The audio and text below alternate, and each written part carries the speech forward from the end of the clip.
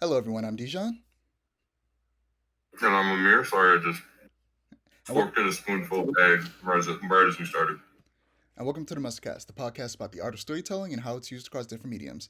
Make sure that you like, comment, and subscribe if you want to see our channel grow, and to click the notification bell so that you're notified when we post. As usual, we'll start with media we're consuming. Amir, you can start. All right. Um.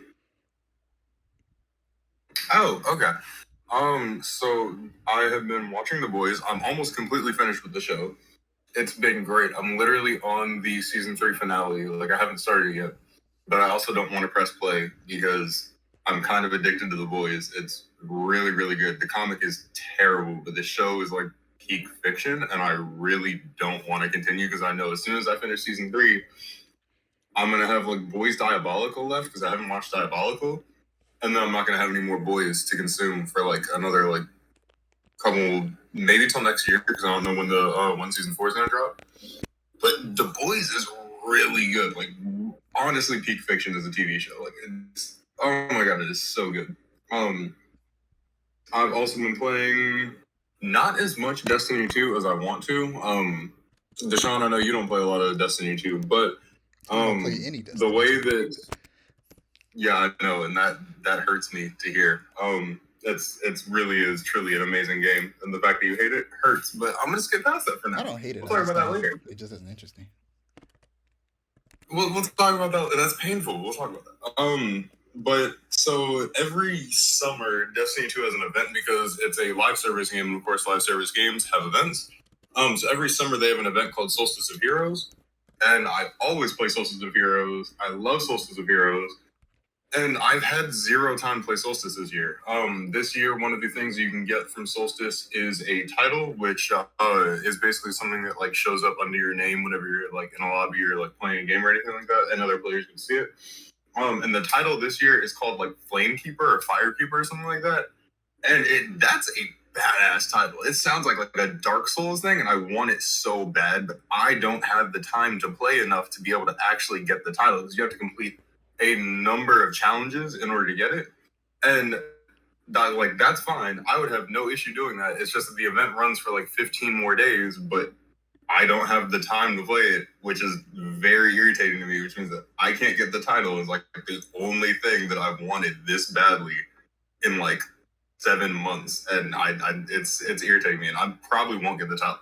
What happened last year and what's happened multiple times with multiple other titles because I have not gotten a title in Destiny yet is that I will get like right to the end of what like all the challenges that I need to get the title, and then something will happen where I don't play for like the final 2 days that it's available, and then it'll disappear, and then I'll have to start again with a different title. It's irritating, but that's just the like ups and downs of a live service game. Hopefully I'll get it. I don't think I will. I've also been playing a lot of Bloodborne, and Bloodborne is so good. It's such a good game. Like, oh my god, I love Bloodborne so much. Um, that's been really fun. I'm on the cleric beast because I've never gotten out of Central Yarnum, and the cleric beast is like the first like real boss that you fight. Because Bloodborne is a very difficult game, and every time I would die like 5 times, I'd just give up. And I've been doing that dance for like a year and a half. So now I'm finally on the cleric beast, and I'm continuing to try to push. The first time that I fought the cleric beast, I actually got really far. Like I got him down like 3 hits of health, or like 3 hits before he would die. But as I was trying to pop a blood vial, which is the thing that heals you in Bloodborne, he just barely hit me, like barely scratched me, killed me immediately in the middle of the animation.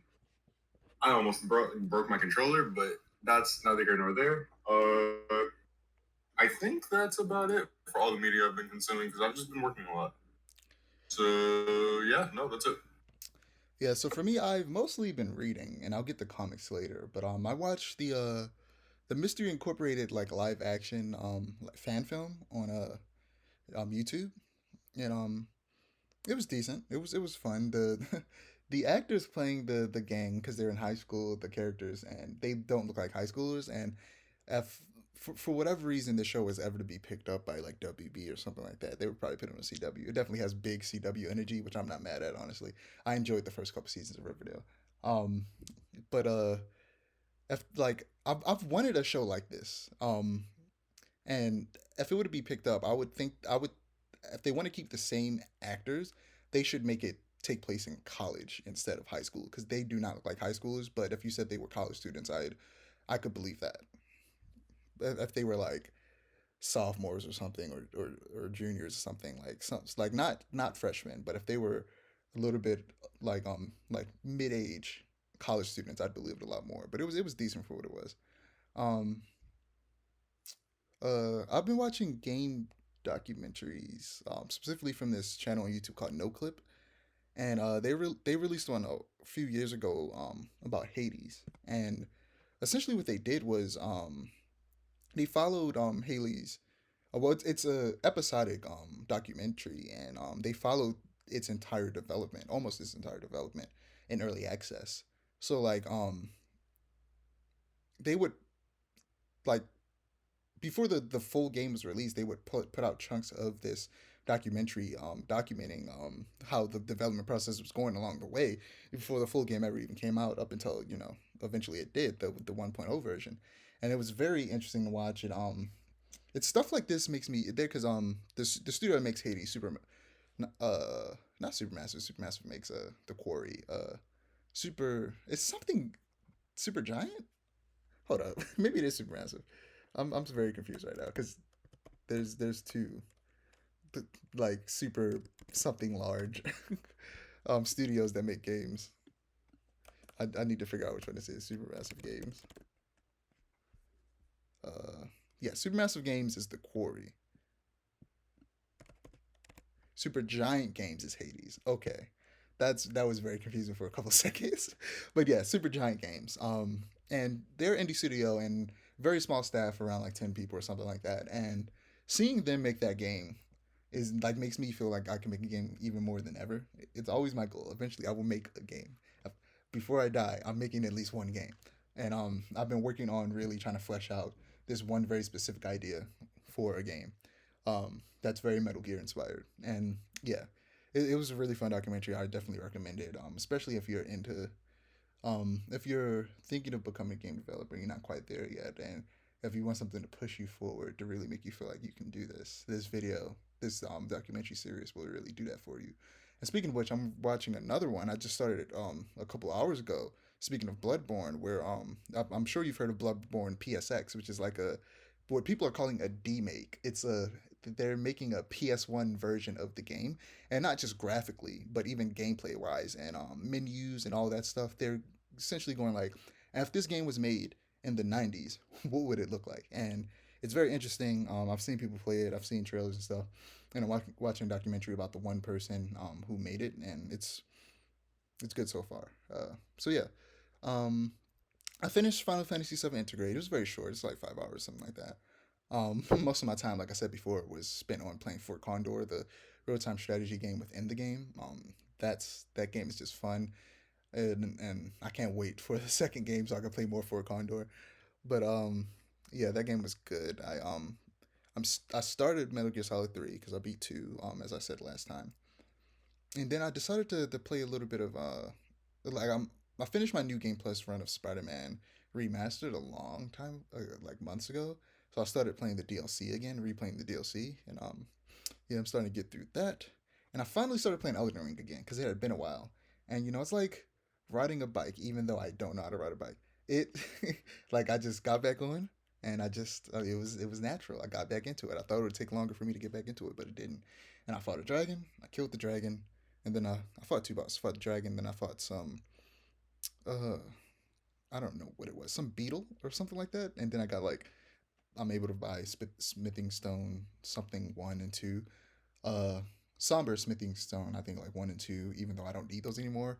I need one more somber smithing stone, I think 5, to upgrade my Moonveil katana, and then I think I need a couple more other ones for like 3 or something for my uchi katana. But yeah, Elden Ring's fun. My next goal is to beat the the dude on the horse. I can't remember his name, that is guarding the like these castle gates, so I can finally get into that area of the game. And yeah, that's my next goal in that game. But yeah, that's all I got for current excuse me things I've been consuming. Moving on to animation. So Avatar Last Airbender movies. I talked before about the movies that they're going to be making. They're making one about Avatar. Who was the one before Roku? What was her name? Kyoki? Yeah, Kyoshi. They're making one about Kyoshi. They're making one about Kyoki. that's My fault. based off the comics that take place after the show with the main gang, and they're making a core movie. And they've changed the order of which the movies are coming out. And the first movie that will be coming out is going to be following the original Team Avatar as their young adults. So yeah, they swapped that order, which makes sense because I feel like more people want to see the old gang again. I feel like before they see anything new. So yeah, I see why they did that, and I'm excited to see that. It's slated for 2024. Nintendo acquired an animation studio. A CG animation studio called Dynamo Pictures, and they renamed it Nintendo Pictures. We've talked before about how Nintendo has been laying on a gold mine of potential like hit animated features, and it seems that they're going to be doing something about that now. But there is a chance that I saw in a podcast of someone who knows a little bit more about this stuff, who said that there's a chance that this studio will be relegated to animating cutscenes and trailers, for their games, and that's very possible. Apparently, Square Enix did a similar thing where they hired an animation studio, and that animation studio just ended up making trailers for Final Fantasy and cutscene and working on cutscenes for the games and stuff like that. So ultimately, this could just be that, but if for some reason it is an animation company to make animated Nintendo shows and movies, I'm of course very interested in that. Me and you talk about it all the time, but like what's like your top three like and Nintendo products that you want to see get a movie or a show? Products or franchises? Franchise, the same thing. They own it. Well, a product is a Nintendo Switch. A franchise is like Zelda or something. Anyway, uh, I want to see Zelda easily get an actual proper animated show. Um, I want to see is Sly Cooper. No, Sly Cooper is PlayStation. Yeah,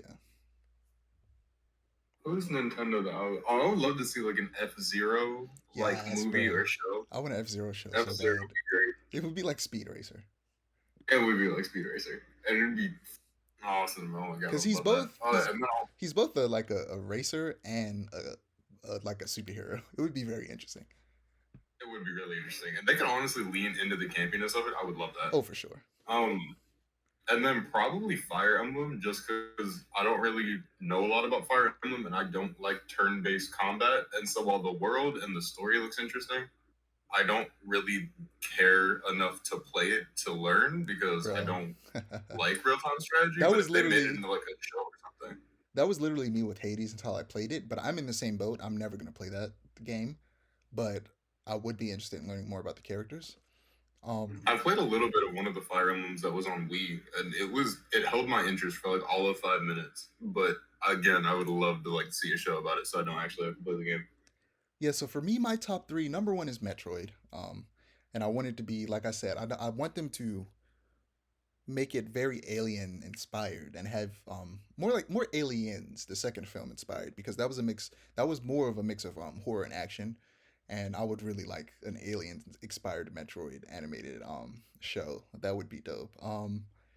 Second would be Zelda, of course. I also want a really good Zelda animated series. And last but not least would be Star Fox. And I would want Star Fox to be a movie because I don't think Star Fox is something that really needs a long form show. But a Star Fox movie would be real fun. Also, the music in Star Fox is amazing. Coneri, one of the greatest video game songs ever. Coneri is so good. Yeah, that's my top three. And ultimately, and we're gonna have to have another what is it choose your character episode where we pick like which Nintendo franchises get a movie and then build a Super Smash Bros universe, and I have a very specific idea of how that could work, but we'll save that for whenever we make that video. um this episode we'll be talking a lot about San Diego Comic Con, so we're going to talk about the animation portion of that, and then later on after comics we're going to get into the TV and film portion of San Diego Comic Con. So What If season two is coming out early next year, 2023, and season one was all right. There were some good episodes. There were some episodes. I don't think they've. I think they were starting off too safe. It's what if. Do whatever you want. Like make something wild. I want some more wild what ifs. I feel like they're playing it too safe, and it feels like they're gonna do the same thing in the second season. And I hope eventually they realize it's called what if, meaning you can do whatever you want. Like just do whatever you want. Do like write something interesting. X Men '97, the return of the X Men animated series, is slated for fall 2023. Not a big fan of X Men animated series. I tried to watch it. I was gonna say rewatch it, but I barely watched it when I was a kid, so I couldn't really count it as a rewatch. And it just I don't know. It just doesn't hold up well. Um, like Batman animated series has like an HD version that you can watch on HBO Max, whereas on Disney Plus, all of their cartoons, like the Spider Man cartoon, the X Men cartoon, like it still looks like you're watching it on a big fat back TV in the '90s. Like they need to do something about that. But it was a trailer for I Am Groot, which comes out August 10th this year, 2022, and I don't know. I'm not that interested in it, but I might check out some episodes. It's actually I think they're shorts, and it's only 5 episodes, so I might just watch it all anyway. It's very small. I might check it out. The Marvel Zombies. I can't remember if it's a show or a movie, but I think it's a show. Um, will be rated TVMA and is coming 2024. Um, I put some art on screen. They showed art of the characters as well as the villains, and you got Shang Chi, Miss Marvel, uh, Jimmy Woo, was Aquafina's there. I forget the name of her character. And who is it? The Death Dealer is working with them as well. The like blue ninja from Shang Chi that like died at the end, that was like really cool, and I kind of wish they didn't kill that character off. And then with the villains, you got like Scarlet Witch, Captain Marvel, Abomination, and they're all zombies. So yeah, it's I'll definitely be checking it out.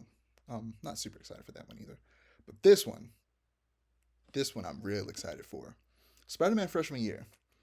I was like whatever when I first heard about it, but now I'm so interested. Um, so they showed some concept art, and we got some more information. It will be set after Captain America before Captain America Civil War naturally, but it will supposedly take place in an alternate universe. Um, Nothing fully confirms it, but it looks like it will. I assume you've seen these images and heard about this, Amir. No, it definitely confirms that it takes place in an alter universe. It's No, not I'm talking MCU about canon. have somebody out loud said that of like whose opinion is not Oh no, agreeing. Like, nobody's yeah, outright said that's what it, I'm but saying. it Like, literally there's no way it lines up with it MCU. very clearly does. I'm just saying that nobody has out loud straight up confirmed it. But characters that will be in it, and I'll again put their images up on screen, are Nico. I'm gonna try to pronounce her last name. Minuro, I think that's how it's pronounced. From the Runaways, which is interesting. Lonnie Lincoln, aka Tombstone. Amadeus Cho. Correct me if I'm wrong, but isn't he like the smartest character in Marvel, in the comics? Amadeus Cho is not the smartest character in Marvel He's Comics. up He's there though. top 10, but he's not the smartest. He's top five. He's not top He's 5. for sure. You're out of your mind. He's top five. I'm dead He serious. like up He's there at the not top top 5. is up there at the top is obviously Mr. Fantastic, Tony, Amadeus, like Black Panther, and like probably some other people. But like Black Panther is also not top 5. It's literally Reed Richards, Mr. or Doctor Mr. Doctor Doom, Mr. Tony Doom. Stark, Peter Parker, and Hank Pym. Those are like the top 5 consistently. It's outright stated like multiple times throughout multiple different comics. Those are the top 5. Amadeus shows up there, bro. He's top five. He's But not anyway, top 5. He's top 10. He's not top 5. Daredevil will be in the show, voiced by Charlie Cox. And so will Doctor Strange. I don't know if he'll be voiced by Benedict Cumberbatch, and Harry Osborn, which is very interesting. In some of the concept art, they show Daredevil in his black suit with like a bit of red on it. And the art style is very reminiscent of the OG Spider-Man comics by Steve Ditko. Um, and for those who don't know, in the comics, we just discussed, Amadeus Cho is top five smartest people in Marvel comics. But Nah, you gotta stop saying but that. and skip forward if you don't want to know this, I'm gonna like put a timestamp on screen. But he also becomes the Incredible Hulk, and joins a team called the Champions alongside Miss Marvel. So that even though this doesn't take place in the same universe, as far as we know, it hasn't been confirmed, but it very much looks that way. They're probably still setting that up because his mom does show up in Age of Ultron. So yeah, uh, but I'm wondering. I feel like they could find a reason to make it canon. They could, but it probably isn't. But if it is, Harry will might definitely show up in the next Spider-Man movie if this somehow becomes canon. But the biggest evidence of why this people think this isn't canon is because of the villains. And the villains that they show in the concept art are Unicorn, Chameleon, Scorpion, Speed Demon, Tarantula, Butane, Carmilla Black, and most importantly, Otto Octavius. He doesn't have his arms, so it's the chance that obviously he would look different from the Octavius that Spider-Man saw in No Way Home, but also he might not have his arms yet, so he might not have even be Doctor Octopus, let alone be known as Otto Octavius. So there's a chance. I feel like there's still a way this could be canon. They also, like I said, Scorpion in his costume, and I feel like they could fit Scorpion in by saying like the reason he wants to know who Spider-Man is because Spider-Man in his early days put him in prison. I feel like that could be interesting, and that's I feel like another way to maybe make it obvious, not make it obvious, but bring like J. Jonah Jameson has existed in this universe the whole time, and like he was like one of the people that helped fund the project that made Scorpion like he did in the comics. But the nail in the coffin that makes me really go, okay, this probably isn't canon, even if I want it to be. Even though I really want it to be, it's probably not canon. Is that not just of course if Harry Osborn is there, Norman Osborn is there, and It's been outright stated Norman is going to be playing a big part in the show. Like that was straight up stated. yeah, I know that. Let me finish, man. So Norman Okay, Osborn, okay, go of ahead. course, will be Peter's mentor, seemingly in place of Tony Stark, and that's where the big divergence comes into play. And in a shot very similar to Tony, when Tony first introduces himself to Peter, like it's him standing in front of the couch with Aunt May, leaning back and looking behind her, like it's that exact same shot. So it looks like he'll be taking the place of Tony as Peter's mentor. Um, and of course, if he existed and was Peter's mentor, then it would make no sense for him to not have a reaction about hearing about Norman Osborn in No Way Home. So this is where it goes like, okay, this isn't canon. But yeah, the hit writer Jeff Trammell said that he watched Spectacular Spider-Man and Spider-Man and His Amazing Friends to prepare for this, and Yes. after rewatching the greatness that is the Spectacular Spider-Man myself, I hope that they take a lot of pages from that book because that show is amazing. So you've seen Spider-Man and His Amazing Friends. Is that show any good? Do you like that? I have not seen Spider-Man as I oh, thought that's fine. I've seen like 2 episodes. I thought you had. I thought you talked about it before. No. No, I've seen Spider-Man the 90s animated series and a little bit of the 60s animated series. I haven't seen Spidey and His Amazing Friend. I could have swore you talked about that before. But I could what barely is the one make with? it through the couple episodes of the 60s show with that style of animation and art style. I cannot make it through Spidey and His Amazing Friends. Wait, what was the one with? Oh, wait, no. Are you talking about the Disney Junior Spidey and His Amazing No, I'm Friends? Or talking like the old, like, Firestorm and Iceman Spider-Man and His Amazing Friends? No, I'm thinking like, wait, hold up. Is Spider-Man and His Amazing Friends not the one where like Iron Fist is way younger than he should be? Or is Where that who's way younger than he should be? or was that Ultimate Spider-Man? I don't know.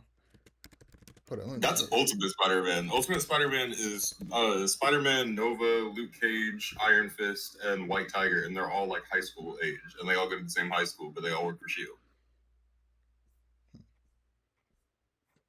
Huh? Maybe he did watch the That's old a one. terrible. Maybe he did watch the old one. No, I saw like 2 episodes of the one that was like in the 60s with Firestorm and Iceman. I saw like 2 seasons of Ultimate Spider-Man. I can't make it through it. I don't like that show. I've seen a couple episodes of the 60s show. I've seen the majority of the 90s show, which I still am not Wait. a fan of. And then I've seen Hold up. like a bit of the Disney Junior Spidey and His Amazing Friends. I'm- That's what I thought you were talking about when doubt- you started saying I thought you watched it, and I was like, I doubt he's talking about the newest one. He's probably talking about the one from the 80s. I mean, he could Um, be. but It's a fun show for children. what was I about to say? You mean Firestorm or Human Torch? Because This one was Firestorm Firestorm's from DC. in the '60s one. Did they make some character named Firestorm from Marvel? Firebird Flint. There was some female fire character. Okay. I could have sworn it was Firestorm. Give me a minute. Hold on. But anyway, yeah, that's I'm really excited for the show. It sounds like it'll be really good. And even if it's like I don't care if it's canon or not, as long as it's good, and it looks like it'll be good. And yeah, it looks like it'll be real fun, and I'm excited for that. Firestar. Firestar, okay. But yeah, how you You feeling can about see the the show? confusion. Sorry, go ahead. What did you say? How you feeling about the show? Oh, obviously, I'm very hyped about the show. I'm very excited for more alternate universe stuff.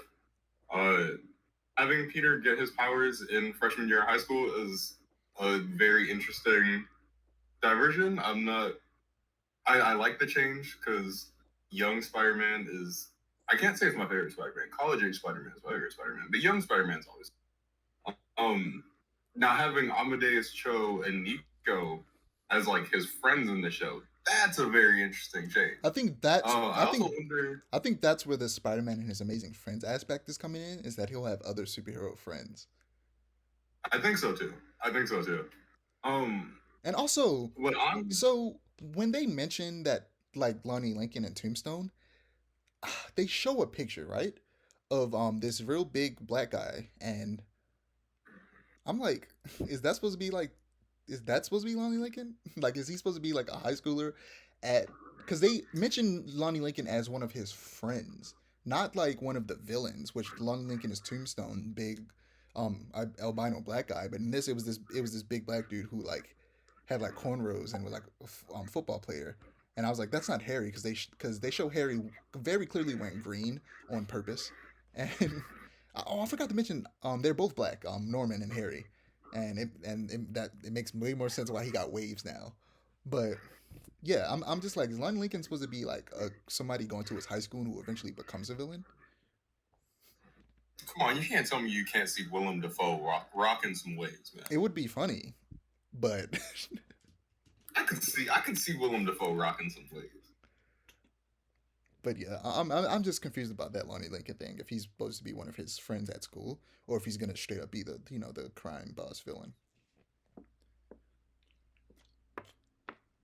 It might be a Dr. Jekyll, Mr. Hyde situation.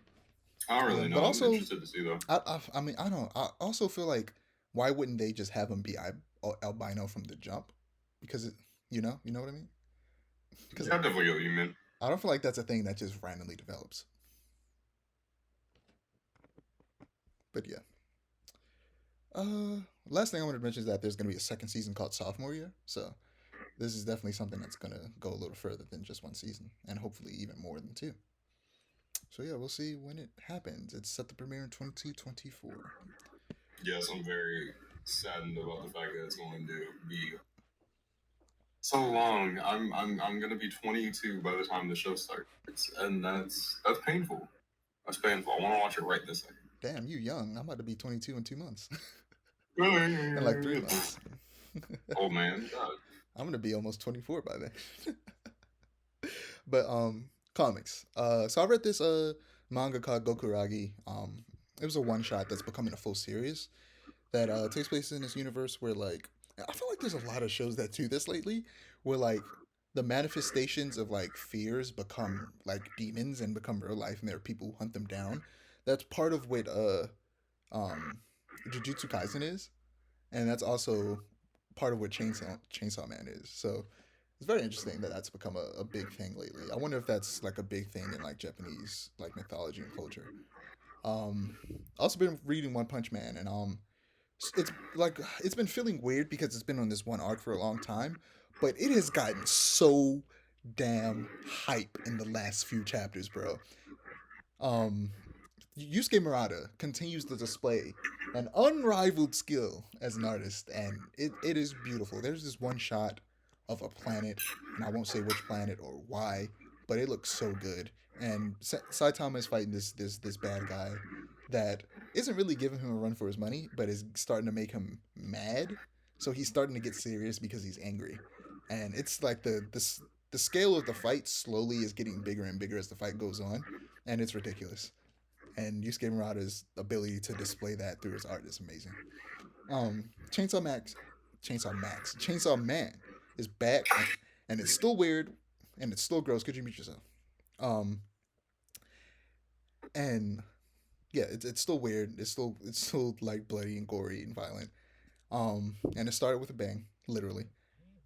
And I'm excited. There's been I'm stuttering so much. Two chapters so far. Um, and I'm still gonna reread it, but I didn't want to wait till I was finished rereading it because who knows when that'll be to continue to read the new chapters. But I'm glad it's back. It's amazing. Doctor Stone. Apparently there was a one shot released earlier this month that I missed. So I read that. And it was a good wrap up to the series. I'm pretty sure this is the end and it's not continuing any further. And it's a good show. And I'm glad it's ending there because I don't want to see it suffer by trying to drag itself out. It's a very unique shonen that supplements the usual action for science, and it was fun. Radiant Red, uh, still reading that. I like Radiant Red more than Radiant Black, low key. I really like the main character and the stuff she's struggling with, and the art is top notch. Like I said before, oh, and I forgot to look the artist up.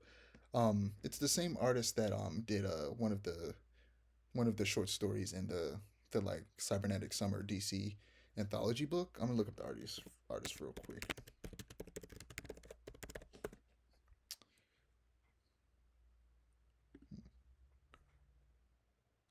Is that it? I don't think this is the guy. Yes, it is. It's David Rofente, and I'm gonna put his name up on the screen. But yeah, his art's real good. All right, Black Adam. So there's a new Black Adam series out right now. And so you care about spoilers? I'm gonna give real light spoilers, not really major ones for the first issue. For a comic for a character that I'm like mildly interested in, I could care less. Okay, so Black Adam, um, essentially got tricked by Desaad, into fighting like a fake version of Darkseid that infects him with something that's slowly killing him, and he finds a descendant, his descendant named Malik White in New York. He's a med student, and he in his like dying breath gives Malik the powers of Shazam, and now Malik is the new Black Adam, and he's wearing a suit that is a really good suit. It is essentially like a reverse Shazam. It's the cape's red and the suit is like this off white, and it still has the gold accents, and it looks real cool. It's really well written and paced so far. I didn't think I would be as interested in it as I was, and but it's actually really good.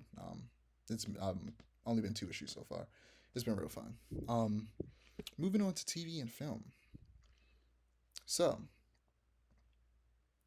Yu Yu Hakusho's live action cast has been revealed, and I'm not impressed by the way they look visually. I hear that the actors are pretty good actors, thank God, and they're actually Japanese, but the hair looks horrible. Like, was it Yusuke and Kuwabara both have pompadours.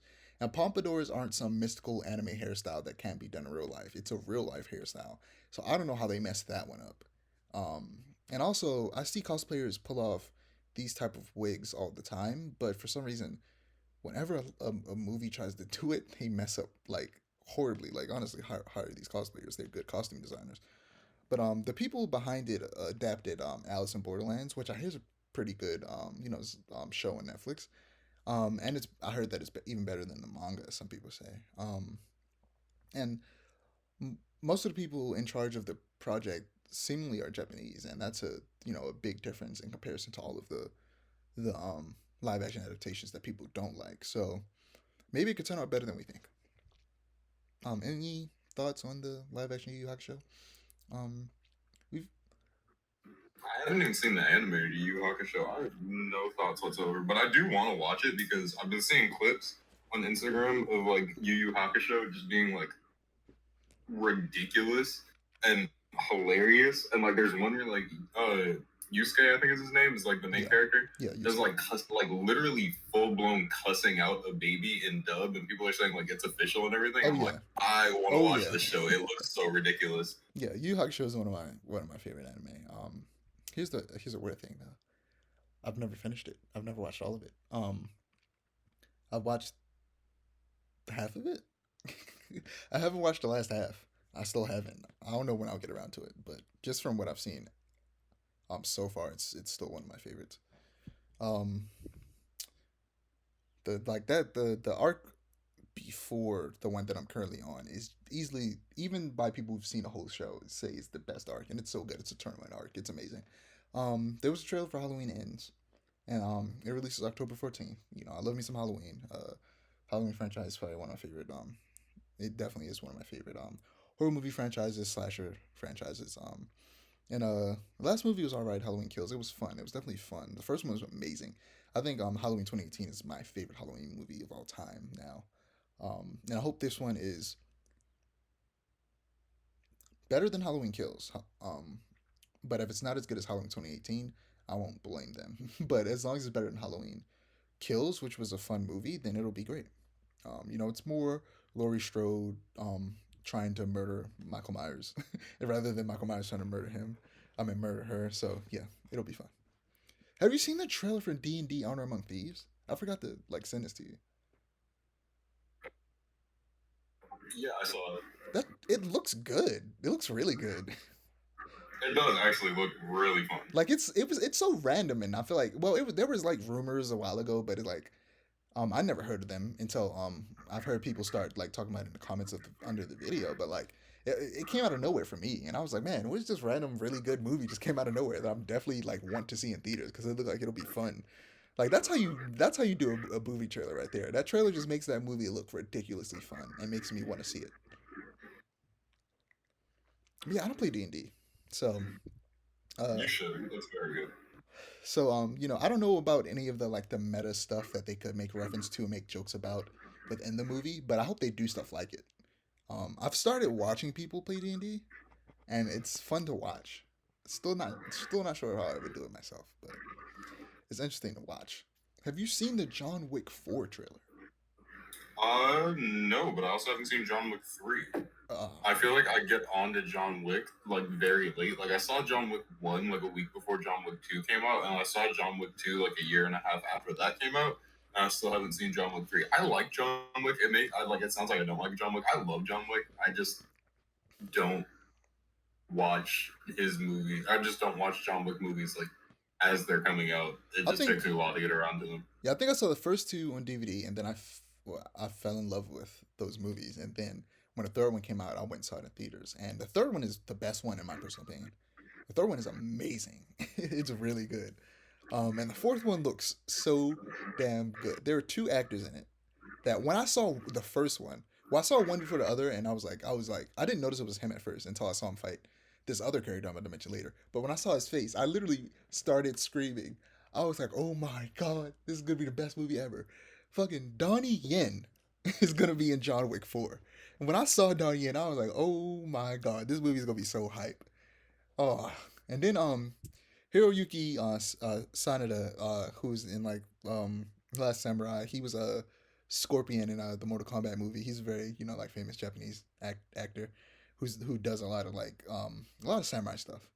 And he's also dope. And he's going to fight Donnie in the movie. They showed them a little short clip of their fight in the trailer, and I was just like, oh my god, this movie is gonna be like the best thing ever. Who else is in it? Mr. Krabs, uh, what's his name? Clancy Brown. Yeah. What? Clancy Brown. He voices Mr. Krabs. Whenever I can't I remember, was yeah. so confused. Whenever I can't remember his name, I just say Clancy Brown. He's in a lot of things. Who else? Who else I saw in it? Ben Skarsgård. I meant Bill. Why did I say Ben? Bill Skarsgård, who played Pennywise the clown. Yeah, it's a stacked cast. It looks like it'll be good. There's a lady with a bow and arrow. So that'll be fun. You know there will be some good action scenes with that. So I'm really excited for this movie. It comes out March 24th next year, 2023. Ooh, I'm so excited. So before we get to the big, massive Marvel stuff at Comic Con, we're gonna start off with the small, little but interesting and fun DC trailers. They only showed two things and announced a couple animated things that I didn't bother taking notes of because I didn't care about them, and I doubt you did either. Um, but Shazam, Fear of the Gods. There was an actual trailer. We got like teaser images and stuff like that like months ago, maybe a year ago at this point. But now we got a trailer. And it looks fun. Um, because the first one had a very small budget because DC was like not sure how these movies would go anymore, but people loved it. So now they've given the second one a big budget, and the director said like they used it all. They used every cent that they were given, and you can see it in the trailer visually. And CG wise, it looks much better than the first one because they have more money to do more. Uh, there's certain things about the costumes I don't like, but overall I do like them. My least favorite thing about them is I think there are too many lines on them. I think that superhero costumes always get overcomplicated because they want to add a bunch of texture to it to make it look more realistic. But that doesn't matter. They're superheroes. But other than that, I like the lightning bolt. I like the capes. I don't. I hate the boots. I hate the boots on every single one of the characters except Mary. Her boots are all right. I wish the boots looked like boots instead of armor. It bothers me, but it looks fun. You just watched the entirety of the trailer, but you saw little clips.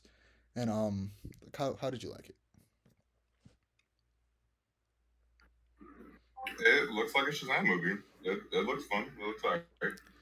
Yeah, one of my least favorite things about the first movie, I do like it a lot, but one of the things I didn't like was Billy acts more mature than Shazam does. And the whole thing about Shazam is that the reason Shazam behaves like a kid is because he is a kid. So he's just behaving he's behaving like he would when he was in his normal body, but in the body of a grown man. Whereas in this movie, the previous movie, and it looks like it's the same in this movie, but we saw very little. We didn't see enough of Billy. I feel like to really make that for me to make that to say this, but it looks like it'll be more the same. Like the kid who plays Billy plays him very mature, and then when he becomes Shazam, he becomes like a kid, and it's I think that's weird. I think he should be a kid, or he's a big part of the movie is that he's afraid to become an adult. Like he's no longer really a kid at this point. But I feel like he should be acting more less mature when he is in his normal Billy body, and he acts the same way when he becomes Shazam. It's weird. I don't like that. Did you find that weird? Not really. I didn't really put that much thought into it, honestly. Yeah, I think that's a weird just acting choice on the character on the guy's why am I this always happens. I always forget words. But yeah, I just think it's weird. Black Adam. I'm really excited for that one. That comes out soon, October 21st. It looks fun. And low key, I'm more excited to see the GSA, the Justice Society of America, than I am Black Adam because they look cool. And apparently they plan on doing more stuff with that GSA, and I definitely want to see.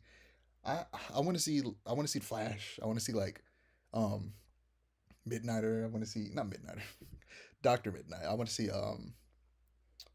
what was his name? Wildcat. I want to see GSA. I want this. It looks like it'll be fun. How do you feel about the little teaser? Black Adam is honestly one of the things I'm most excited about, and it's not because of Black Adam at all. It's honestly not even because of the JSA.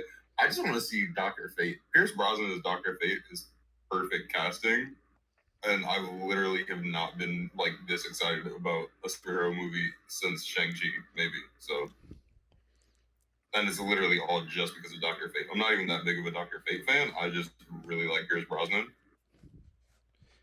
Yeah, Yeah, no, that's about it. look like it'll be fun. So moving on to Marvel, they showed a lot. We're gonna start off with the trailers, and then we're gonna go into like chronological order of things that are supposed to be coming out that they showed in the roadmap for Phase 5 and Phase 6. So She-Hulk, there was a trailer. It looks fun. The CGI looks better. It's still a little shaky in my opinion. And we all know it's due to them not giving their VFX artists the time or money that they deserve. And I'll mention it every time because that needs to change in the industry as a whole. It's not an exclusively Marvel thing. It's a because they aren't unionized, they can be taken advantage of. So I hope that changes very soon. Despite that, uh, looks fun. The show is being described by the people working on it as Marvel's first 30-minute comedy series because each episode would be 30 minutes, and I believe there's more than 6 episodes. I forget how many. I think it's like nine or something like that. But the hypest moment in the whole trailer. Well, let's wait. Let me take my time. I'm rushing because I want to get to it. But they actually showed her breaking the fourth wall, which she did in the comics before Deadpool even did, and people were hoping she did it in the show, but they didn't show that much in the first trailer. But they show it a couple times in this trailer, so she will be doing that, and that'll be fun. And yeah, it'll be a comedy series, which is interesting to hear. It'll be action comedy, and I'm excited to watch it. It'll be fun. But the hypest moment in the entire trailer was at the very end when Daredevil came flipping, and at first I was like, I felt like that looks familiar. And then they zoomed in and I saw the staff. So I was like, oh my, this is another moment where I was screaming. I was like, oh my God, it's Daredevil. And I was like, he's wearing yellow because I wanted to see Daredevil in yellow so bad. It looks like it's the exact same suit from the the Netflix show, but they made the arms, the helmet, and part of the legs yellow. But I don't care if it's the same costume but yellow and red. It's yellow and red, and I'm so hype. And obviously they're using an old costume to do that because they're probably gonna give him a brand new one once the series he's getting, which will be is coming spring 2024. Daredevil Born Again is what it's called. He'll probably have a brand new suit, and it'll be 18 episodes long. And I hope that means they're ditching the 6 episode format after She Hulk, and whatever show comes after that will be much longer. Like Loki, I do not want it to be 6 episodes because I feel like that hurt the show for me. Even though I thought it was kind of too slow and they could have used the time better, I feel like it could also use for like 8 episodes. Just give it a couple more episodes. But yeah, how did what was your reaction when you saw Daredevil at the end of that trailer, man? I saw that Daredevil was going to be in the show before I saw the Of trailer. course you did. I didn't have time to watch almost anything about Comic Con. I didn't have time to watch Comic Con live like I usually do because I was working literally the entire weekend. So I would catch like little like posts or screenshots or something like that. And I already knew that Daredevil was going to be in She-Hulk. That had been rumored for like since I think Hawkeye. The Daredevil was going to be in She-Hulk. Um, but I mean, it was cool, and seeing him flip in with like double yellow suit and everything, that was pretty cool. I sincerely hope he goes back to the black and red either by the end of Echo or by the beginning of his own show. Um, but I am very, very, very excited about Born Again more than just about anything they showed at Comic Con. I think it's a little interesting though that the title card for Daredevil Born Again uses a similar font to the Ben Affleck movie than it Yeah, does the I Daredevil I TV thought the show. same. I thought the exact same. I was like, that font looks like the one from the Ben Affleck movie. That's very weird. Is he gonna make a Yeah, cameo? when it was showing up on my timeline on Instagram, I was like, "Is this like a fan made thing? Like, why is this the Ben Affleck stuff? Because this looks like Ben Affleck stuff. This doesn't look like Charlie Cox Daredevil." But uh, I don't know. I'm sure it'll be very good. I'm very excited for it. I am slightly worried because of the quality of Disney Plus shows, and honestly, I had this thought when I was watching Doctor Strange, and I'm kind of hesitant to watch Thor because of it. Is just Marvel MCU stuff hasn't really been hitting for me Me neither. like at all. Like I've been disappointed in every single thing except for Shang-Chi, Loki, and Hawkeye. I've been like severely Yeah, I've disappointed been in, disappointed in and everything except for um what is it, Shang-Chi and Eternals. like everything else has pretty much disappointed me like quite a bit. And maybe my expectations are too high. Maybe it's just nostalgia that keeps me rewatching all the old stuff. But I feel like the old stuff has genuinely been much better than the stuff they're currently putting Yeah, out. So I really hope. there were some like some a couple like okay stuff. Like early on, there was some strong okay stuff. Like but I feel like the more they got, the better stuff got. You got the Guardians, you got the Winter Soldiers, you got the Ragnaroks and stuff like that. The Guardians of the Galaxy, like that stuff was real good. And some people would say Ant Man wasn't as good, and I would agree, but it was still fun. Same with Captain Marvel. But now it's just like a lot of it's like okay, and you're like, well, this isn't like I'm not excited for the next movie because it's probably just gonna be all right. It's not gonna be anything special anymore. Like it used to feel special. Now it doesn't anymore because they've gotten into this routine and they need to break out of.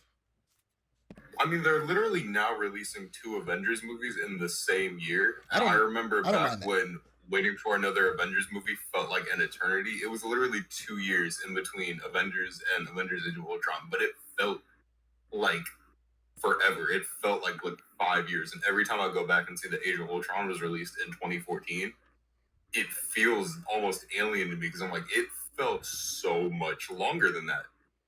But like, that's because they didn't have. I feel like that's part of the reason is they didn't have like all these huge, giant team ups between characters every single episode or every single movie. There wasn't like this super huge cameo every single movie. It was more everything in between Avengers films was more Focused. smaller and focused That's on what the character that the movie was supposed to be about. exactly. And I don't get that anymore. And I think they need to go back to that. Like have them have small little team ups and cameos every now and again, but like it doesn't need to be like major crossovers all the time. Shang-Chi felt like a return to form. All the other movies have not felt like that to me. And I liked Eternals because I feel like I've been missing out on Eternals a little bit. But like I liked Eternals, but it still didn't hit as hard for me as just about anything else. I feel Yeah. like Shang-Chi was It really the only thing that blew me away in Phase 4 so far, as like, the big screen. And we talked about a little bit on the podcast and a lot of it before the podcast, but like Loki and Hawkeye were the only things that really blew me away yeah, like from Disney Plus. I talked about how my top three are number one WandaVision because I think it was the most TV show. It was the one that was very clearly made to be a TV show out of all of them. Whereas I feel like a lot of them feel like they should have been movies or they should have been longer. And I feel like WandaVision also had more episodes than all of them. And yeah, I like that a lot. Falcon and Winter Soldier is my second favorite because it was just fun and it was the one most affected by COVID. If it feels like, and I feel like they said the same in the documentary they posted on Disney Plus about its creation, and despite that, it's still really fun and it has some really good moments. And Loki has become my third favorite because I just feel like all the other ones were just so like Loki used to be at the bottom, but all the other ones were like so disappointing in comparison that Loki has shot up my list, and I need to rewatch it because I think I would like it a lot more now having the perspective of having watched all the other shows. But yeah, overall though, they haven't been like super like I haven't thought like any of them were amazing. Like you thought a few of them were amazing, but I haven't really thought any of them were amazing. I thought some of them were good, but like none of them have really done anything spectacular for me. So like it's just like, yeah. When it comes to Shang-Chi and Eternals, I like them both for very different reasons. I like the Eternals because of how different it was, and I want more of that stuff being different. And I like Shang-Chi because like you said, it reminded me of the old stuff. It reminded me of like Iron Man. It was like just this really good, focused story with some of the best action in the entirety of the MCU, martial arts, hand to hand combat action specifically, and it was amazing. It wasn't just a good Marvel movie to me. It was a good Yeah, movie. exactly. That's first and foremost. These movies need to be good movies. Like a good Marvel movie nowadays means that it's a mediocre movie in general, and that kind of sucks. Pretty much. And that sucks. And That yeah, no, real I bad. hate to say that because the MCU was literally my childhood. Like it was literally everything to me. Like no joke, no exaggeration. It was Yeah, my life I can't wait till when I was like, you see Thor, so we can have a real in depth conversation about that and how that you know has affected I'll me. see it eventually, but from what everything I've heard, it sounds like it's going to disappoint me in like a Yeah, lot. But I don't want to talk about it yet because I haven't seen it yet. But yeah. I don't think I want to see it again in theaters, and I'm not going to see it again until it hits Disney Plus. But let's move on. So that tells me everything I need to know. yeah, so like I mentioned, but uh, I'm sorry, lost my train of thought for a second there. So Black Panther: Wakanda Forever. There was a trailer released.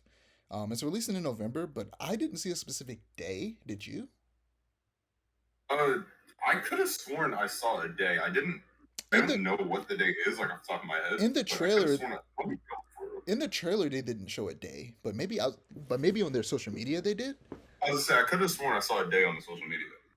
I'll look that up. But I'm looking at it. I'm looking for it right now. You can keep going. okay, yeah. So uh, it looks like, well, first off, the trailer's good. It made a lot of people emotional. It didn't make me super emotional, but I get why, because it looks like November 11th. Sorry, November 11th. a couple days before. I think that's the same day God of War comes out. But is it? No, God of War comes out November 9th. But yeah, it's a couple days before my birthday. Um, I might go sit with my mom, because our birthdays around the same time. But it looks like T'Challa's dead. It looks like he's dead, and it looks like there is a funeral in the trailer and stuff like that. And much like they did with Iron Man and Far From Home, they show like a mural of T'Challa on a wall in Wakanda. So it very much feels like he's passed away, the character. So while I respect their decision, I don't agree with it. I think that the character goes beyond the actor, as great as the actor was, and that it's T'Challa's just such an important character whose story should have went on longer, Wakanda. and Wakanda. and he just um look, he made me lose my train of thought laughing at me, but yeah, he's just he barely got a story. He had his own movie. He was in Civil War. He was in Infinity War Endgame, and he was barely in Infinity War in the game. So yeah, I just wish we got more of him, but I understand why they did it, and I'll respect it. At the end of the trailer, they show a shot of a Black Panther, and the body makes me think it's a woman, and I think it's Shuri, but for a second I thought it might be Nakia, which I feel like that could still be a thing. But here's the reason why I don't think it's Nakia, and I'm probably gonna cut this out. But the reason I don't think it's Nakia, because I know for a fact Lupita Nyong'o. But anyway. That is wild to say. Wow. Oh, people. And somehow I knew you were gonna say that, but at the same time, I wasn't expecting that. I Like, mean, come on, man. I also know she's buffer than that, because she literally, or maybe it is her, and she's been getting so buff lately because of this. But yeah, I feel like it's Shuri though. It looks like Shuri's body. But they also show Namor and the Atlanteans, and if anybody's confused why the Atlanteans are blue, it's because Namor isn't. It's because he's half human, much like Aquaman. Um, but yeah, I'm real interested. It looks beautiful. Um, it was a good trailer. Um, they also showed Ironheart dapping up Shuri, so they're friends, and that's interesting. And we're probably gonna see her build her armor and don it. Maybe we'll see her don it. Maybe it'll just be like a teaser at the very end for the Ironheart show. But yeah, it looks fun. It looks good. Uh, before I talk about some rumors, you wanna give your opinion of the trailer? I literally could care less about the show, or not the show, the movie. The fact that I almost called it a show. Wow.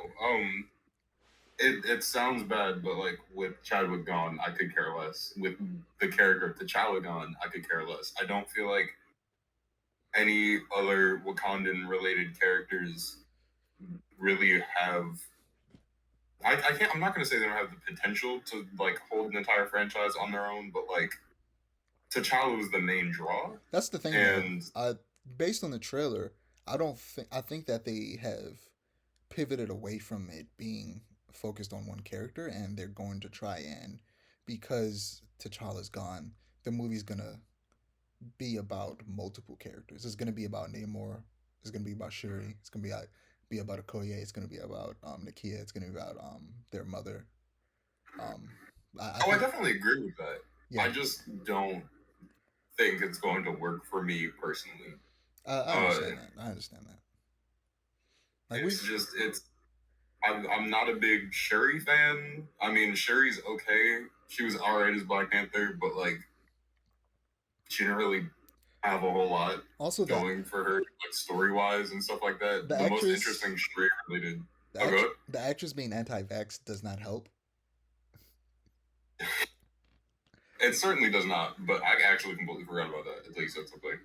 Um, but yeah, no, I I'm like literally the most interesting Shuri story to me. Now I can't say that for everybody, but to me, and I read a lot of Shuri stories as Black Panther. The most interesting one to me was when she was actually a villain in a Daredevil comic because there was a whole conspiracy with like secret Wakandan testing, and they kidnapped Daredevil's mom because like as a prisoner of war because she saw something that she shouldn't. That was the most interesting that Shuri had been to me. I'm not a fan of her as Black Panther. I'm not really a fan of her like in general. She didn't really have a whole lot going for her as a character before she became Black Panther, and then she became Black Panther, and she was just like all right to me. I So, don't know. are there any like Black Panther comics you would recommend? Oh, absolutely. The entire Christopher Priest run is amazing. It is essentially Black Panther, but like in America, which I mean, obviously Black Panther's in America in a lot of his comics, but this is like the one that really popularized Black Panther in America. I don't think he's an Avenger in that per se, but he does a lot of his own. It really redefined the character of Black Panther, like for the modern era, was Christopher Priest's run. Christopher Priest's run. It's a little weird in the first couple of issues, a little hard to follow, but when you get past that, it's great. There's a really cool fight with Iron Fist in it. Oh my god, it's so good. That's also where Everett Ross comes from. When I say it defines the modern era of Black Panther, it really does. Like that is the modern era redefinition of Black Panther. I would also really recommend Daredevil Man Without Fear, or not Daredevil, Black Panther Man Without Fear, which is really good. It takes place after Shadowland, which is where Daredevil became like leader of the Hand, and now he's off seeking redemption somewhere else. So he asks T'Challa to take over as Black Panther, or to take over as Daredevil, which Black Panther agrees to do because he and T'Challa are very close friends. And he also lost his powers. I think this is during a time that Shuri was Black Panther, and he had basically lost all his powers. He didn't have any access to like Wakandan money or anything. So he buys a restaurant, and you see like just how smart, like how big of a genius he is. Like on a $20 budget, he made a new Black Panther suit that was like it wasn't like fully indestructible, but it was like pretty durable. And then like a bunch of really good tech on like a $20 budget, and he interacts with a lot of New York's heroes, and he takes down like a Russian mobster throughout the whole series. It's a really really good series. Like you see Black Panther, no money, no technology, like what he's really made of, and it's no powers, no money, no technology. It's really good. Have That's one of my you favorites. One of my favorite series in general. have you read the Ta-Nehisi Coates run? I read the first 3 volumes of it, and I think it extends on to like 4 volumes. I didn't like it. It was just boring to me.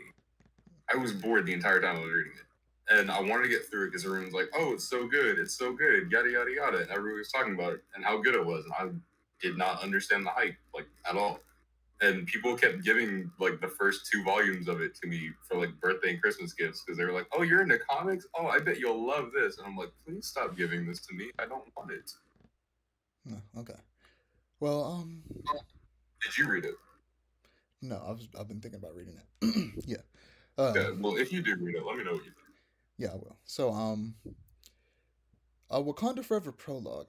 I believe this is gonna be the companion album for the movie, much like the Black Panther album with Kanye West. I mean, Kendrick Lamar. um, and Go into the album, by the way. apparently more news about it is supposed to be coming out today. I think either it's up for pre-order today or it might be out today. I don't know, but something about it's supposed to be happening today that I've been looking up and I couldn't find anything. But yeah, there have been rumors that Doctor Doom will make an appearance, whether that's an end credit scene or something like that. And like I said before, any Fantastic Four stuff for Fantastic Four related stuff debuting in Black Panther is poetic, since Black Panther his first appearance in comics was in a Fantastic Four comic. Yeah, I've been wanting like to see anything Fantastic Four related happen in Black Panther. I'm kind of disappointed it happened in Doctor Strange and not in Black Panther was with Mr. Fantastic's first appearance, but Yeah. So now we're gonna go down the list of all the stuff that they've announced. First and foremost, we have Ant-Man and the Wasp: Quantumania, releasing February 17th, 2023. Apparently, well, they showed a trailer or a clip or something like that at Comic Con that hasn't been leaked yet, and probably won't be because apparently they had really tight security. But apparently Modoc will appear, and that's interesting. Uh, I said it before. I think that Iron Man 2. It was a little too early for this, maybe, but I feel like it would have been cool if MODOK was the main villain of Iron Man 2 instead of Whiplash, which was a weird choice. Like I like Iron Man 2 mostly for that end scene with Rhodey and Tony fighting those robots, but Whiplash being the main villain was so weird. But yeah, um, Agatha, Coven of Witches is coming 2023. And who wanted this? Did you want this? Is this your I fault? I literally I do why I don't know. Nobody wants this. I don't know Nobody why. wants this. It's so Like Agatha weird. was all right She in was WandaVision, but like fun. even in WandaVision, I'm like, why? Nobody wanted this. I don't know why they're doing Didn't she erase her memories? Like, why is this a thing? Just it. leave it alone. But anyway, Secret Invasion is coming in spring 2023. Do you think it's too early for Secret Invasion? I feel like Marvel has too many things going on at the same time right now. I feel like they're building towards Kang and the multiverse, and now Secret Invasion, which they've been building I should towards mention. since before they even got rid of Thanos. Yeah, I forgot to And mention that it's Black Panther will be the last movie of Phase 4, and we're going into Phase 5, and this saga is called the Multiverse Saga, whereas the last one was called the Infinity Saga. the Infinity Saga. I have no issue with them ending Phase 4 with Black Panther. It just feels a little weird that Phase 5 is going to be like 1 year. Yes, And I'm bro. like, They're shoving all these movies into 1 year. All of these movies should be happening across 2 years. This it's way they too much. literally, Phase 1 was what, 2008 to 2013? And Because also, it ended with Guardians of the Galaxy. Phase 1 ended with Guardians of the Galaxy. That's and that's like 5 years. the ratio of movies to phase is really weird too. Because they didn't you know they didn't start off with the idea of phases, and eventually once they got to the idea of phases, it got weird. But yeah, it's It was like the Avengers was like when Phase 1 was like solidified as a phase. Like that's when like phases first started becoming a thing. And then it phase 1 was like 5 years long. Phase 2 ended with it didn't end with Age of so Ultron. phase here. So here are the amount of movies that were in phase one. One, two, three, four, five, six. Six movies were in phase one. In phase two, it was also six movies, and it didn't end with Guardians of the Galaxy. It ended with Ant Man. Um, I phase, knew it ended with something after Avengers. yeah, Thank you. phase three was one, two, three, four, five, six, seven, eight, nine, 10, 11 movies was phase three. I was gonna say Phase 3 was the longest, but it was also, in my opinion, the best of all the phases. They took the time to like it started flesh everything out. Yeah, this movie has some bangers in it. It has Civil War, Doctor Strange, Guardians 2, Thor Ragnarok, Black Panther. Yeah, both the Avengers, Infinity War, and Endgame.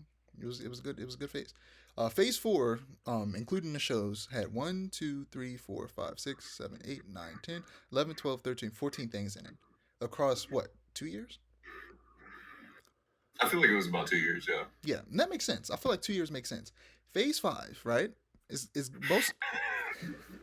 most of this stuff is happening across like 1 year. And like I'm gonna just go through my notes because I have it all written down. So phase five, in 2023 we're getting Secret Invasion, we're getting Guardians of the Galaxy 3 and May 5th, 2023, which uh they announced that the dude from Peacemaker, whose name I'm gonna try to pronounce, Chukwudi Iwuji, is playing the High Evolutionary. It will focus on Rocket, and Rocket will be the person who made Rocket. I mean, High Evolutionary will be the person who made Rocket, who Rocket is. Um, and yeah, and then we have Echo that summer, and then we have Loki that summer as well, Loki season 2. Then we have the Marvels that summer, July 28th, 2023. Then we have Blade November 2nd, 2023, and then we have Ironheart that fall. That's a lot. And, Mega stop. And then the only thing in this phase that we have for next year is Daredevil, Born Again, in spring 2024, Captain America 4, New World Order, May 3rd, 2024, and the Thunderbolts in July 26th, 2024. And then the beginning of Phase 6 is Fantastic Four on November 8th, 2024. And then supposedly there's going to be some movies before we get to the Kang Dynasty Avengers, the first Avengers film coming out in 2024, or excuse me, 2025. And then later that year in November 7th, we're going to get Uh, oh yeah, King Dynasty comes out May 2nd, and then November 27th we're gonna get uh Secret Wars, the second Avengers film that year. So yeah, that's a lot. Literally, that's so.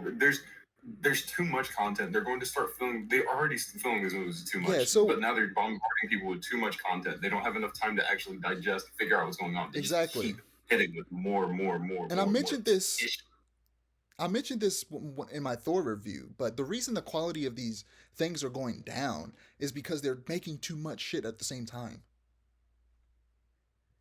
And it's causing their focus, like we mentioned before, there are no focus story because they're too focused on having everything connect and having this big event like they because Infinity War and Endgame did so well. But you know why they did so well? Because they were slowly built up over 10 years, Amir. It took them 10 years to get to Infinity War and Endgame. So Yes. why are they now trying to make this happen in 5? Less than 5. What is it? It's what this phase. What was it? 4 started last year, 2022. Excuse me, 2021. And it's gonna be it's 2022 now. So yeah, that's around like 4 years. They're trying to rush it into 4 years versus the 10 years it took them to get the end game.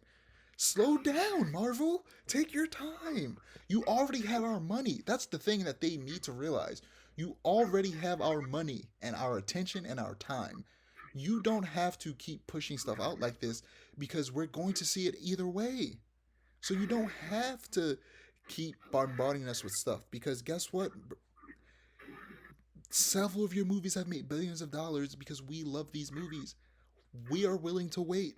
In fact, a lot of people need a break. And for some people, the pandemic, here's the thing though, the pandemic was a big enough break for me because I was getting a little bit marveled out. And then instead of like if they took their time, it would have been fine, right? When they came back. But instead, after I finally got a break, and a lot of people who needed a break got a break from Marvel stuff, they came back and bombarded us with so much stuff all at once that we're now as tired as we was after 10 years of Marvel stuff after only 2 years. That's insane. They need to slow down. I really do feel like this is way, way too much. And it like, I feel like honestly, the more stuff they put out in a shorter span of time, the less money that certain stuff is gonna make because they're not gonna like people are either gonna be too tired to watch the next thing or they're going to be like, I'll just wait till it's on Disney Plus. Realize it was coming out because they have like 9 movies in theaters at the same time. Exactly, and they're gonna be like, I'll just wait till it's on Disney Plus. Exactly, and they're gonna wind up losing money. Like they're shooting themselves in the foot doing this. I don't know. I feel like I hope at some point, part way through this process, they realize maybe we should like push some of this stuff back, and maybe stretch it out. Recast, redo everything, and like slow it down. Jesus. Secret War should be a reboot. Oh shit! Now that's a take.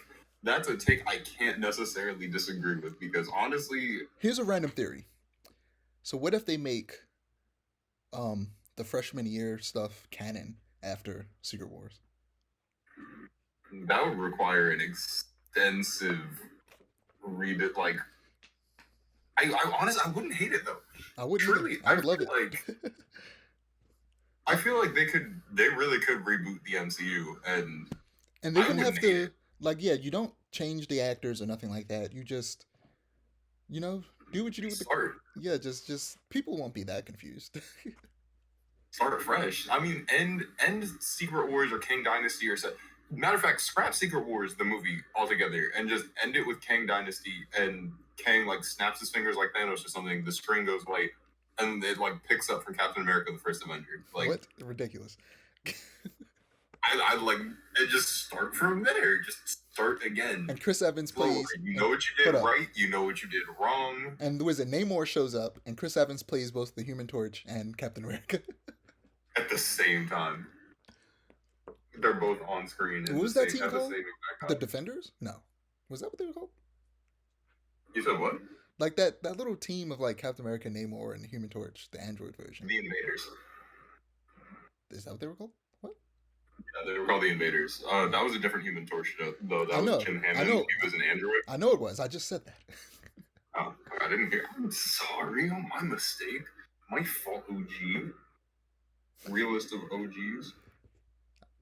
But yeah, no, I really do feel like I wouldn't hate an MCU reboot, or at the very least, do an animated universe and take it slower like that.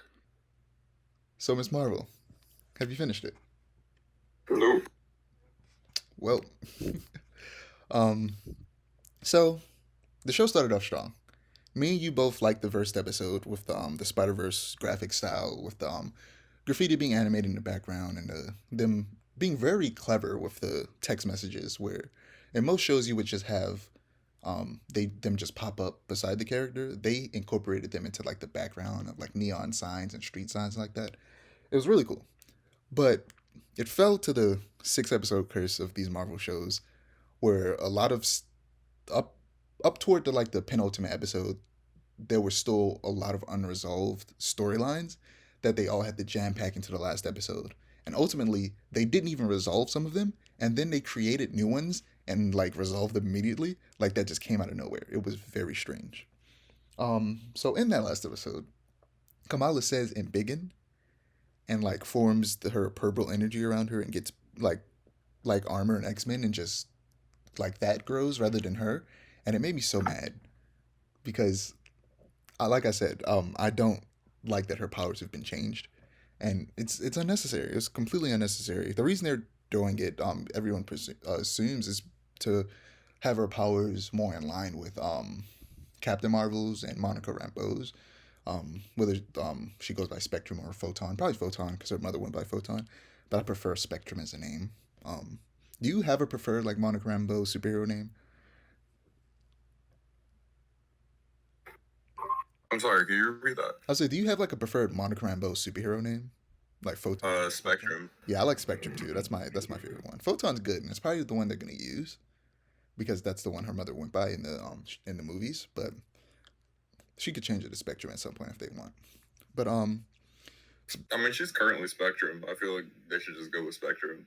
yeah, that would make the most sense. But It would. speaking of powers, um, Kamala's powers are very, like I said, uninteresting. When it comes to like it's just she's Green Lantern. Green Lanterns are cool. They can be creative, but her powers seemingly don't allow her to be super creative with the forms that she makes. She can only stretch her limbs or make her energy bigger around her, or like make platforms for her to step on or shields and stuff like that.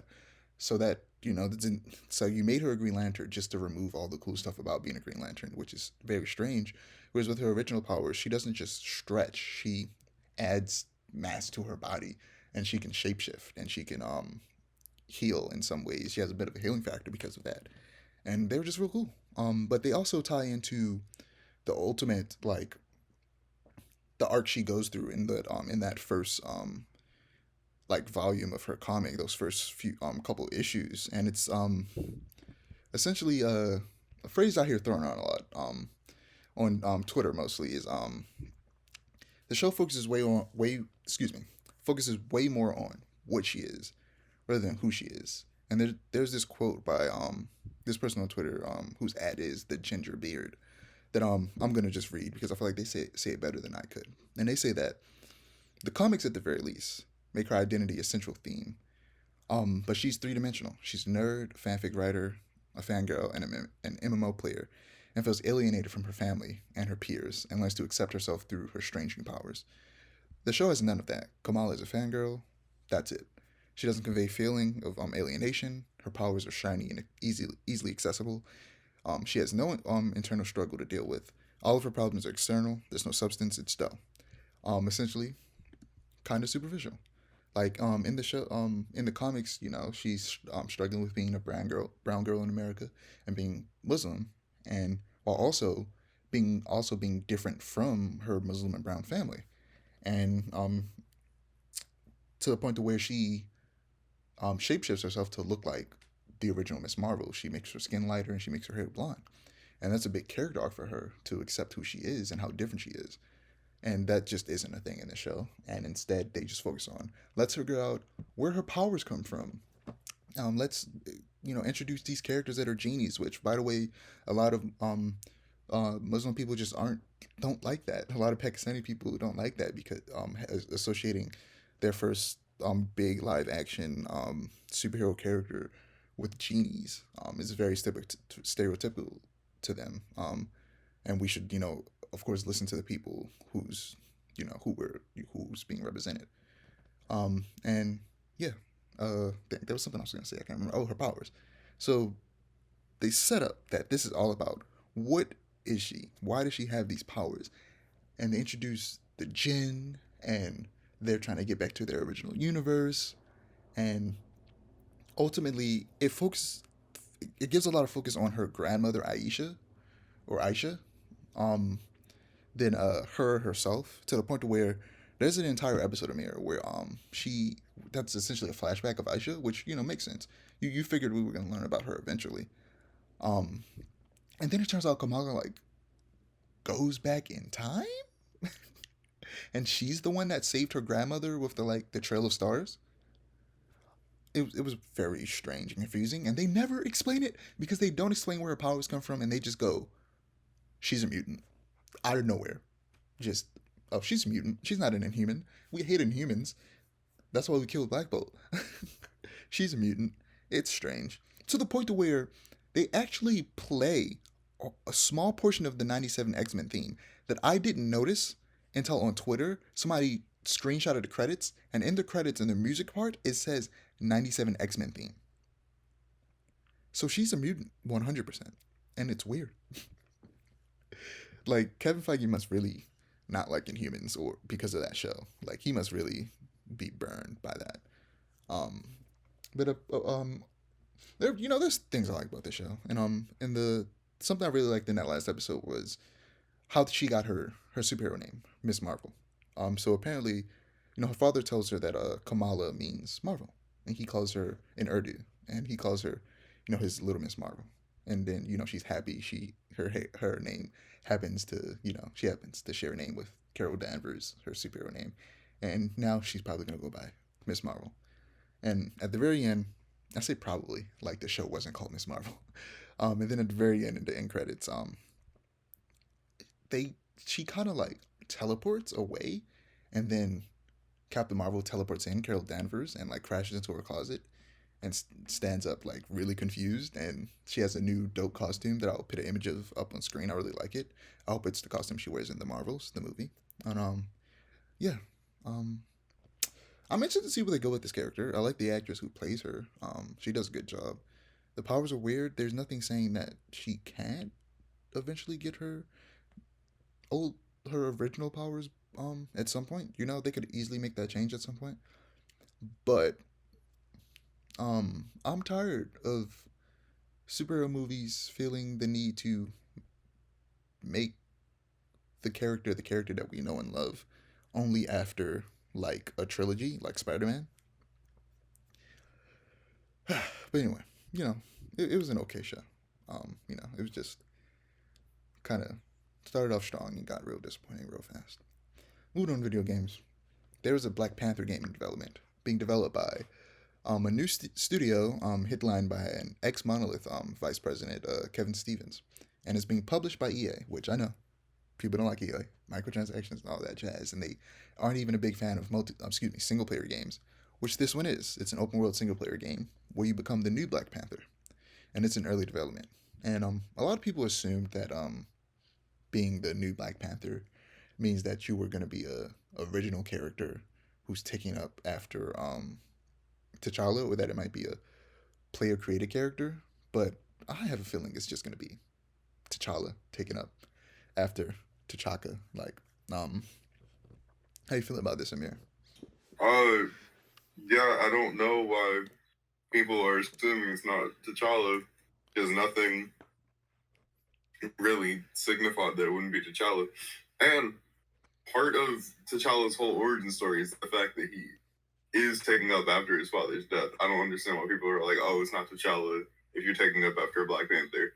That's kind of his entire origin story. I don't know why people are assuming it's not him. But yeah, it's cool that this game is coming out. I'm excited for it. Yay. Wasn't there I think you said there was like a Black Panther that took up after T'Challa that had guns and like a white coat. Oh yeah, Cole, whatever his last name was. Yeah, he was cool. He was a black dude. He was American. I think he was like a former mercenary or something. And something happened to T'Challa. I don't remember what. Either like he turned old or like he got like sick or injured or something. And so this guy wound up taking over for Black Panther, and he literally like he wore the Black Panther suit, but then he wore like a white trench coat, and he had guns, and it is the most '90s over the top. I don't even think it happened in the. I think it was like early 2000s, but it was the most '90s over the top, coolest thing I've ever seen ever, and I really want to see that on screen because that would be like really cool. But yeah, no, that was a cool concept. Yeah, Cole, not to And be. maybe it'll be this guy. I doubt it'll be this guy. He's not that popular of a character. Most people don't even know he exists, but it would be cool because I want to shoot people in a trench coat and a Black Panther costume. Not to be confused with Cole Young from the new Mortal Kombat movie. Maybe his name's Cole Turner. Where have I heard Cole Turner before? I Maybe feel like that's his name. Cole Turner. I've heard that before too. Where have I heard that? It's Cole something. I know his first name is Cole. I don't remember. It might be Cole Turner. I feel like I've heard that name somewhere before too. It's very weird. But anyway, Sony's Bungie acquisition has finally well, it's been finalized. After 15 years of independence, Bungie is now a part of the PlayStation family. Um, and it's weird that the studio that created Xbox's biggest franchise is now owned by PlayStation, and that the former exclusive games of Spyro and Crash which are owned by Activision, which is now owned by Xbox. It's very strange. It's very weird, a little convoluted, but I want you to know every single time you say Sony acquisition of Bungie, all I hear is the Destiny 2 menu music, like the really loud blaring horns in the beginning. you said the Destiny music. Yeah, the Destiny menu music, which like in the you gotta. I know you don't play Destiny, but at the very least, look up the Destiny 2 menu music because all you hear is like blaring horns when you first open the app. Like it's like silence for a couple of seconds, and you just hear like, and like that's all I hear every single time you say Sony acquisition of Bungie. I'll have to check it out. You should also really play Destiny. I don't know about that part, but anyway, You should really play it. the reason they acquired, oh yeah, but Bungie, the acquisition doesn't really limit Bungie to only making games for PlayStation and releasing them on PlayStation consoles. They'll still be able to make third-party games, which is very interesting. They mostly probably acquired Bungie to help them, to like give them like to help them make a live service games like Destiny is. PlayStation has been wanting to jump into that realm, and Bungie is most likely going to help them. And a place they'll probably help them with that is probably the Last of Us factions, which is shaping up to seem like it'll be like a battle royale, akin to the earlier battle royales like a PUBG or H1Z1 that were more like survival, post-apocalyptic survival oriented type games, and it looks like that's what Factions 2 will be, and it's going to be its own standalone game. So that has exploded in scope. So I'm really interested to see what that's like. I'm not really into those type of games. Like I tried out Warzone one time. I didn't really like it. You've played Warzone. You said you enjoyed it. All right. Sorry, I'm also eating quinoa right now. Warzone was a lot of fun, at least at the start. I have a lot of good memories on that, but it's also way too much storage space for me to continue like letting it update and re-download and everything. I also really like Cold War, but I feel like a lot of the Call of Duties since Modern Warfare, like the new Modern Warfare, have just been like way too big. Like they're like over 100 gigabyte updates every single time it updates. And I'm like, I don't only want to exclusively play Call of Duty. Yeah, you gotta have like And you gotta have a Warzone was really dedicated fun with friends. you gotta have a dedicated like 500 gigabyte HDD external hard drive just for Call of A Duty. single Call of Duty game. Like every Call of Duty game. Like I think at some point in the future, video games are going to come with like instead of a disc, it's gonna come with a hard disk drive or I was a about to solid say it's disk just going drive. to come with its own SSD. Yeah, I think it's just gonna come with its own disk drive, or solid state drive that you have to plug into your console, and you don't even have to download it. You just plug it in, and you immediately can start playing. That would actually be real cool. I'm planning on pre-ordering Modern Warfare 2 because it looks really fun to me. It does But like, look fun. I genuinely want them to give me an SSD because with the amount of times that I've had to delete games I didn't want to delete just to play a match with my friends, they owe me an SSD at this point. I want one. Activision, send me something, please. But yeah, speaking of Last of Us factions, Last of Us Part One. PlayStation posted a video detailing the changes made to Last of Us Part One, and it turns out they aren't overhauling the combat system like I hoped. The combat system will largely be the same, but with smarter enemy and buddy AI. And that's it's honestly really disappointing to hear, but I'm still excited for it all the same because like I've mentioned before, I've never played The Last of Us One in its entirety. I barely played it at all. I only played a bit of the very first mission after the prologue, over my uncle's house on his PlayStation, back when it came out in like 2013. I absorbed most of it through YouTube walkthroughs, and so this is like the perfect way for me to finally experience it in full, as well as the DLC that's included in the remake with Left Behind. And ultimately, I think that's who this game is for. Not the people who played it before and played the remaster, which still looks so good that it's hard to tell the difference between the remaster and the remake. But for the people who never played it either in its entirety, like me, or never at all, and this is a good jumping in point. Uh, as well as people who are the new fans that will crop up after the HBO series releases next year. So, yeah, ultimately, I think that when stuff like this happens, it's just a matter of that like you don't have to buy it. So what's the point of getting upset? Like I said, if it was taking away from other developments by Naughty Dog, then I'd understand. But it's not because their team's huge and they're working on multiple things at once, including a brand new IP and factions. So it's not that deep. Just don't buy the game if you don't want to, or if you want it but it costs too much because it's $70, which I get a lot of money. Wait for a discount, or just play the remaster. It still looks good. So finally, Skate 4. Skate 4 would be titled just Skate with a period at the end. Um, and it will be free to play and a live service game with both cross-play and cross-progression, meaning that you can play with your friends online no matter what console you own, and you can transfer your save data across platforms. Um, so with EA, because Skate is an EA game, people always get concerned when you hear about microtransactions and live service because they're known for being really bad with that and being a really greedy company. Uh, but for some reason, that doesn't worry me. Um, I don't know if it's because, despite how much I love the Skate franchise, it's not like the love isn't so deep that I care that much if it's bad, or if I'm honestly pretty hopeful about the inclusion of this because the reasons they're just calling it Skate with a period at the end is because this is going to be the only Skate game, honestly, probably forever, but honestly for a very long time, and they plan on, of course, supporting it for a very long time, and I mean, I like that because I like Skate, and I don't want to have to wait forever for a new Skate game after this one. So we'll just have this Skate game that'll get updated probably with new maps, new like boards, and new game modes and stuff like that. Throughout the years, after it comes out, it's still pretty early in development, so who knows when it's coming out. But yeah, it sounds good to me. I mean, I think you said before something about like that part not really bothering you too much because it's just a skateboard game.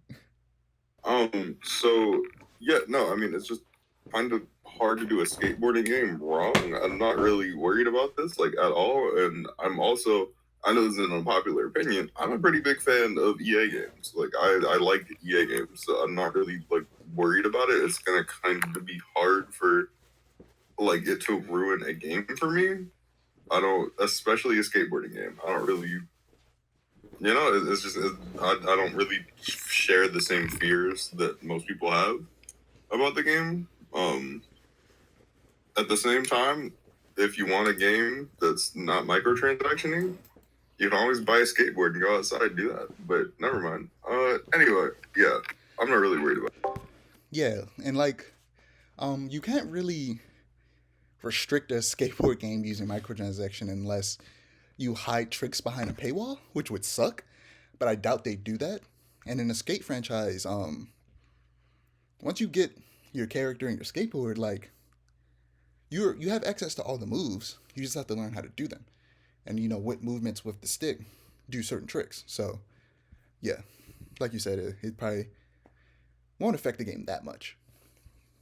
Also, EA hasn't really been doing many like game-breaking microtransactions for the past couple years. All the microtransactions they've really been doing have been like cosmetic stuff, so I'm not really worried about this like whatsoever.